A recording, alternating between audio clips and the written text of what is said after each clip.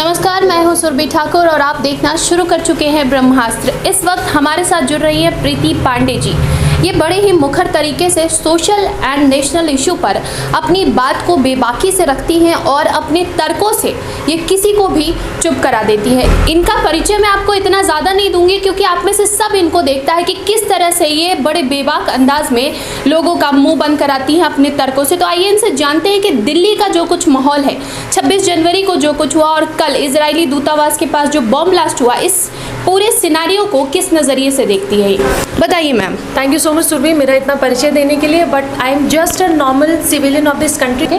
और जो कल हुआ इजरायली दूतावास के पास जो आईडी बॉम्ब वहाँ पे मिला है, ये कहीं ना कहीं बहुत बड़ी साजिश का एक छोटा सा एग्जाम्पल है। आपको पता है वहाँ एक लेटर भी मिला है, गुलाबी रंग का दुपट्टा भी मिला है। तो मैं ये बिल्कुल भी नहीं मान सकती कि ये किसी एक छोटी साजिश के लिए ये बहुत बड़ी एक साजिश है। 26 जनवरी को जो हुआ है वो आप समझ लीजिए कि जो वो एक ट्रेलर है, पूरी फिल्म अभी बाकी है। हम लोग शुरू से कहते आए हैं कि जो ये किसान आंदोलन, देखिए किसान और अन्नदाता हर व्यक्ति के करीब है। हम जो 2 वक्त की रोटी खाते हैं, हम खाना खाते हैं, वो सिर्फ किसानों की वजह से खाते हैं। लेकिन कोई किसान जो वहाँ पे फीमेल जर्नलिस्ट जा रहे हैं उनके साथ बदतमीजी नहीं कर सकते। आपको पता होगा कि बहुत सारे चैनल्स और बहुत सारे यूट्यूब चैनल्स के लोगों के साथ वहाँ बदतमीजियाँ हुई हैं। तो किसान और अन्नदाता ये नहीं कर सकता। जी आज भी गरीब किसान वो अपने खेतों में काम कर रहा है, क्योंकि जो ये 2 महीने का इन्होंने तांडव किया है, ये 2 महीना वो था जब जिस समय लोग अपने खेतों में फसलें काट रहे हैं। ये धान का समय था, ये चावल और पोहा का समय, लोग उस पर काम कर रहे हैं। जो एक्चुअल किसान है वो काम कर रहा है, और जो किसान के नाम में, किसान के रूप में जो भेड़िए हैं वो वहाँ पे जाके वहाँ आंदोलन कर रहे हैं। क्योंकि देखिए जो 26 को हुआ, इसके बाद अगर कोई ये कहता है कि ये शांतिपूर्ण प्रदर्शन था, तो हम उसको वैसे कहेंगे जैसे शाहीन बाग एक शांतिपूर्ण प्रदर्शन था। बिल्कुल ऐसे था। मैं तो शुरू से कहती हूँ कि शाहीन बाग पार्ट 2 था। जी, जिस तरह का माहौल गणतंत्र दिवस के अवसर पर राजधानी में बनाया गया, उससे इस आंदोलन की नीयत साफ हो गई है और अब ये साफ है कि कुछ अराजक तत्व हैं जो देश में अराजकता का माहौल उत्पन्न करना चाहते हैं। क्या लगता है कि इसको कैसे, हम लोगों को कैसे डील करना चाहिए? क्योंकि पहले से भी इस आंदोलन की मंशा कहीं ना कहीं साफ थी। अब ये हो गया है कि अब ये पिक्चर क्लियर हो गया है, तो इसके साथ कैसे मुकाबला किया जाए? देखिए सुरभि, सबसे बड़ी बात विडंबना देखिए, 26 जनवरी को और 15 अगस्त 26 जनवरी जो ये 2 देश हैं, ये भारत के लिए 2 बहुत गौरवशाली दिन है। ये दोनों दिन बहुत महत्वपूर्ण, इतिहास में बहुत मायने रखता है इस भारत की धरती के लिए। 2 तारीख क्यों 26 जनवरी चुना गया? पहला सवाल। 26 जनवरी को परमिशन क्यों दी गई? चाहे वो परमिशन दिल्ली पुलिस के द्वारा हो, चाहे वो परमिशन सरकार के द्वारा हो, चाहे वो परमिशन हम किसी के भी द्वारा हो, वो क्यों दिया गया? क्यों 26 जनवरी को ये अलाउ किया गया कि ट्रैक्टर रैली वहां पे हो? और जब आपने बात जान ली कि जो आपने रूट तय किए थे, उस रूट पे जब किसान नहीं गए और ट्रैक्टर्स नहीं पहुंचे, आपको इमीडिएट रोक देना था वहां पे। तो कहीं ना कहीं सबसे पहले तो मैं सेंट्रल गवर्नमेंट को देखिए घेरूंगी। आपके इंटेलिजेंस का फेल्योर रहा, चाहे वो शाहीन बाग हो, चाहे वो सीए हो, चाहे वो अभी दिल्ली दंगे हो, आपके इंटेलिजेंस में कहीं ना कहीं कमियां हैं। आपके इंटेलिजेंस में और ज्यादा काम करने की जरूरत है, क्योंकि आपकी जो लड़ाई है वो उनसे नहीं है जो पाकिस्तान में है, जो चाइना के बॉर्डर है। आपकी लड़ाई जो सपोले इस देश में है उनसे है। बिल्कुल। तो क्या लगता है कि अब कहीं ना कहीं सरकार ये जो वामपंथी गठजोड़ है, वामपंथी और खालिस्तानी गठजोड़ है, इसको ठीक तरीके से आंक नहीं पा रही है या फिर सरकार इसको डील नहीं कर पा रही है? क्या लगता है? सुरभि जी, देखिए 2 पहलू होते हैं, सिक्के के 2 पहलू हमेशा होते हैं। इसका दूसरा पहलू भी तो मैंने सरकार को घेरा क्योंकि हम देश के नागरिक हैं। हमने मोदी जी को वोट दिया है। दुनिया के देश के लिए तो मोदी जी प्रधानमंत्री होंगे, मेरे तो संसदीय क्षेत्र के सांसद हैं। मैं बनारस से आती हूँ, मेरे सांसद हैं, दिल्ली से जाके मैंने वोट दिया उनको। तो अगर मेरी कोई नाराजगी है तो मैं अपने अभिभावक से, मैं अपने गार्जियन से, पिता तुल्य से लड़ूंगी और कहूंगी ये बात कि ये कमियां आपके सिस्टम में रही।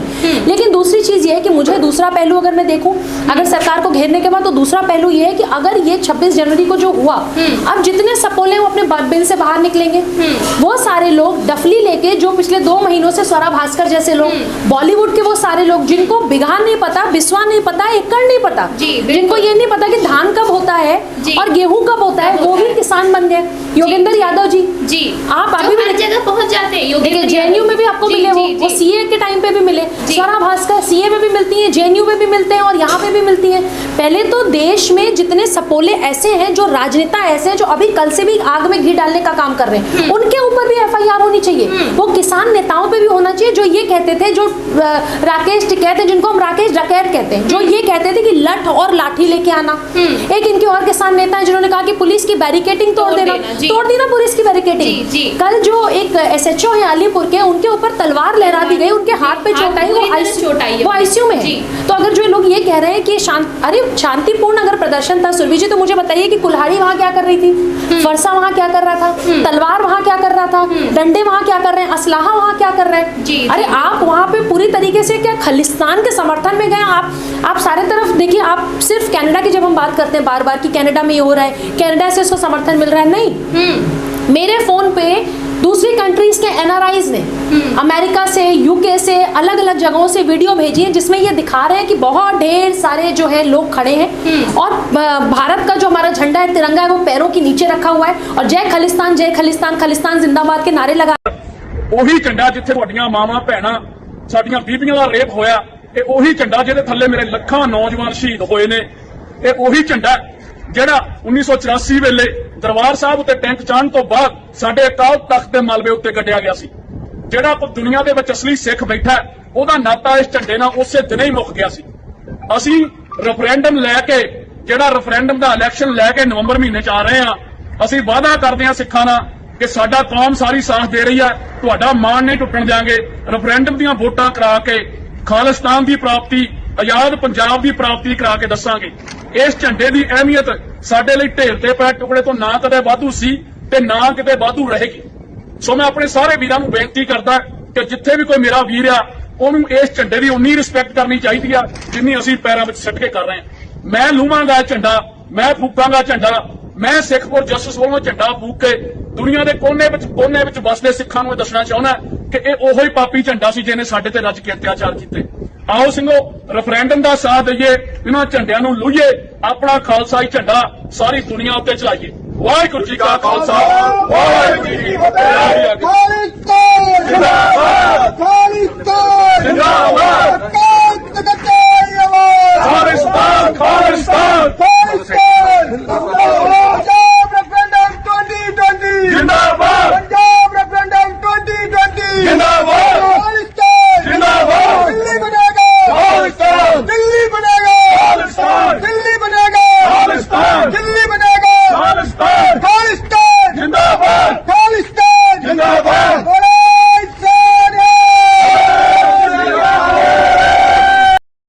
ऐसे सारे लोगों को भारत में आने नहीं देना चाहिए। वो पंजाब को डिवाइड कर रहे हैं, बाहर रहते हैं, बाहर कमाते हैं, वहां से पैसा कमा के वो पंजाब में अंदर अंदर अंदर खालिस्तान का मूवमेंट बहुत बड़ा कर रहे हैं ये लोग। जी बिल्कुल। जिस तरीके से शाहीन बाग में जिहादियों ने तांडव किया था, सीए के प्रोटेस्ट के नाम पे किया था, खालिस्तानी में वही काम कर रहे हैं। जी तो इनको सबको घेरने की जरूरत है। मैम अभी 1 साल भी नहीं हुए हैं जब ट्रम्प दौरे पर थे, तब उस टाइम दिल्ली जल रही थी और 1 साल के अंदर गणतंत्र दिवस के अवसर पर जिस तरह से तिरंगे के अपमान तक बात पहुंच गई कि भारत के तिरंगे को, जिसको सर्वोपरि माना जाता है, जिसके सम्मान में हमारे कितने ही जवान शहादत को स्वीकार कर लेते हैं हंसते हंसते, उस तिरंगे का जब अपमान होता है।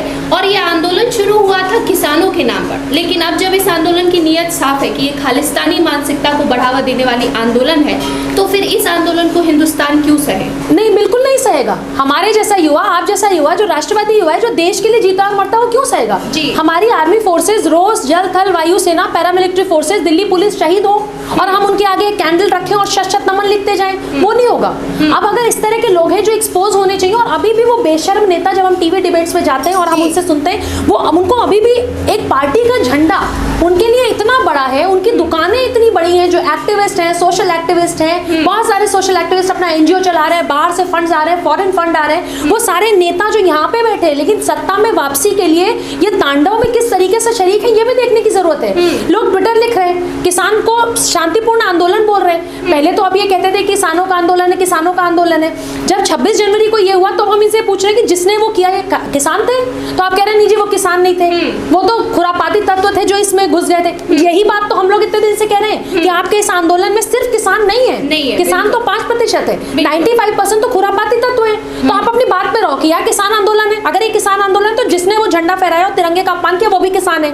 और अगर वो किसान नहीं है तो इसका मतलब मानो कितने दिन से जो हम लोग चीख चीख के कह रहे हैं कि जितने लोग हैं उसमें खुरापाती तत्व, उसमें खालिस्तान, उसमें पाकिस्तान, उसमें अंडरवर्ल्ड, उसमें international Punjabi foundation, Sikh for justice foundation, ये सब घुसे हुए हैं। तब आप मानते नहीं थे। अब जब और सबसे बड़ी बात यह है कि हमारी फोर्सेस सरहद पे लड़ रही है सुबह, एक आपको वहां बचाव करना है, लेकिन आम आदमी को, आम भारतीयों को इस देश में भी लड़ाई लड़नी पड़ेगी। किससे? उससे लड़ना पड़ेगा जो हमारे देश में बैठ के हमारे देश को खोखला कर रहा है। तो ये लड़ाई जो है आम जनमानस की है। अब ये लड़ाई किसी भारत पाकिस्तान, भारत चाइना, भारत दूसरी कंट्रीज की नहीं है। अब भारत में भारत के लोगों से, जैसे जयचंद हमेशा थे, इस समय भी देश में जयचंद है। उन जयचंदों से लड़ने के लिए युवाओं को तैयार करना होना पड़ेगा, क्योंकि 30% से ज्यादा इस देश की आबादी अगर 130 करोड़ है तो 32% के इर्द गिर्द युवा है, और अगला कमान युवाओं को ही संभालना है। तो ये हमें तय करना पड़ेगा कि हम अपने भारत का तिरंगा जो अपमान करते हैं, हम उनका साथ देंगे या हम उनका विरोध करेंगे। हमें उनका विरोध तो करना है, उनको खदेड़ के इस देश से बाहर भी निकालना होगा। जी ठीक है। जिस तरह के राजनीतिक काल से भारत गुजर रहा है, ये बड़ा ही अजीब सा काल है। मैं इसको काले समय के रूप में देखती हूँ, क्योंकि विपक्ष पूरी तरह से अपनी भूमिका की मर्यादा खो चुका है। विपक्ष अब लड़ाई इस हद तक बढ़ चुकी है, राजनीतिक लड़ाई की राजनीतिक पार्टियों तक सीमित नहीं है, अब देश हित को भी दांव पर लगाया जा रहा है। ऐसे विपक्ष की क्या जरूरत है भारत को, और भारत में ऐसे विपक्ष के साथ क्या किया जाएगा?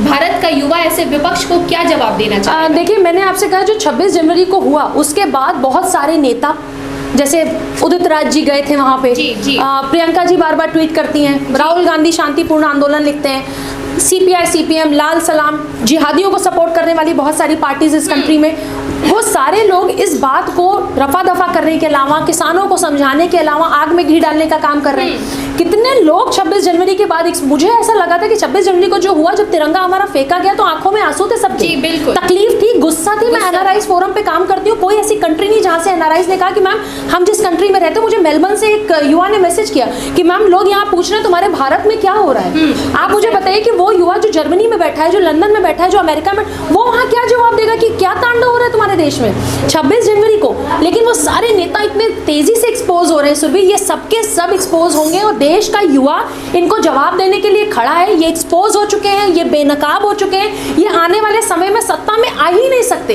एक प्रधानमंत्री जी से, नरेंद्र दामोदर दास मोदी जी से इतनी नफरत है इनको कि ये देश से कब नफरत करने लगे इनको पता ही नहीं चला। मतलब प्रधानमंत्री का विरोध करते करते, सरकार का विरोध करते करते ये देश का विरोध करने लगे। नहीं तो आज तिरंगे के अपमान में 130 करोड़ की जनता अगर एकजुट है तो सारा पक्ष विपक्ष एकजुट क्यों नहीं है? आपको तिरंगा नहीं दिखता?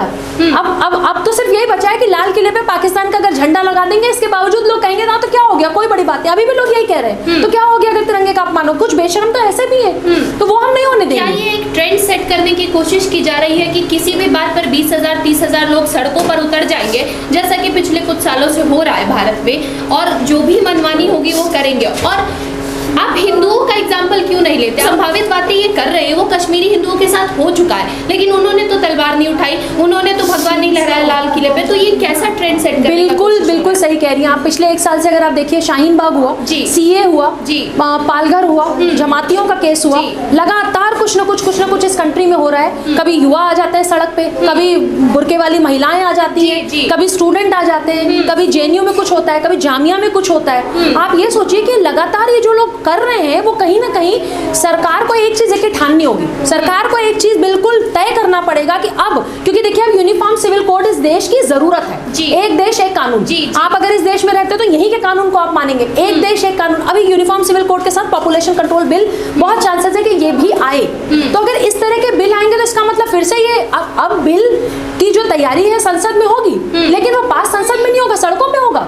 ये सड़क के 10,000 लोग डिसाइड करेंगे कि हम ये बिल पास होने देंगे कि नहीं होने देंगे। अरे जब पक्ष विपक्ष लोकसभा राज्यसभा में बैठ के उस बिल को पास कर रहा है, भारत सरकार उसको पास कर रही है, उस पर मोहर लग रही है, तो आप कौन होते हैं सड़कों पे बैठने वाले? आप केंद्र सरकार को बहुत स्ट्रिक्ट होना पड़ेगा सुरभि, और इनको किसी को भी बाहर नहीं आने देना पड़ेगा, क्योंकि अगर ये लगातार ये करते रहेंगे तो कोई भी बिल हमारे पास ही नहीं हो पाए। राष्ट्र हित में कोई भी बिल जो आएगा, ये सड़कों पे 20,000 लोग बैठ जाएंगे। 5 लाख से ज्यादा कश्मीरी पंडित जब मारे गए, उनके घरों में बलात्कार हुए, तो कितने हिंदू आए थे, कितने कश्मीरी पंडित सड़कों को घेरा? गिरिजा टिक्कू को गैंगरेप के बाद, जो कश्मीर में महिला टीचर थी, उनको जिंदा कारी पे रख दिया गया और उनके टुकड़े हो गए, काट दिया गया। कितने कश्मीरी पंडित गिरिजा टिक्कू के लिए सड़कों पे बैठे?